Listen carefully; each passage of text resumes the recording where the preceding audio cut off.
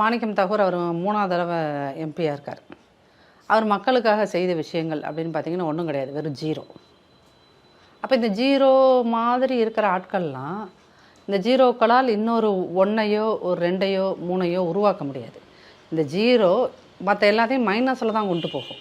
இந்த ஜீரோக்கள் செய்து கொண்டு இருப்பது காங்கிரஸை மைனஸில் கொண்டு போகிறதுக்கான வேலையாக தான் நான் இதை பார்க்குறேன்.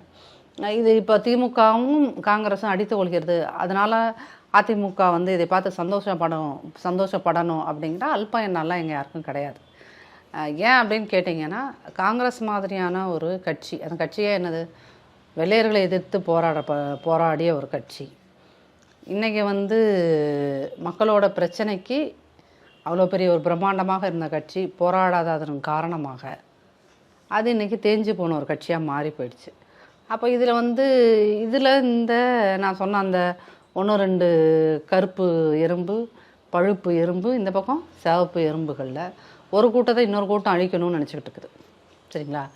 இப்போ அதில் இன்னொரு சிக்கல் என்னங்கன்னா, செல்வ பிறந்தகை எஸ்சி, ஜோதிமணி அண்ட் அந்த மாணிக் தாகூர் இவங்க 2 பேரும் ஓபிசி, இவர் பிரவீன் சக்கரவர்த்தி எஃப்சி, அவர் பிராமணர். இவங்க எல்லாத்துக்குமே இந்த செல்வ பிறந்தகைங்கிற ஒரு நபர் மேலே ஒரு பெரிய காழ்ப்பு இருக்கும்.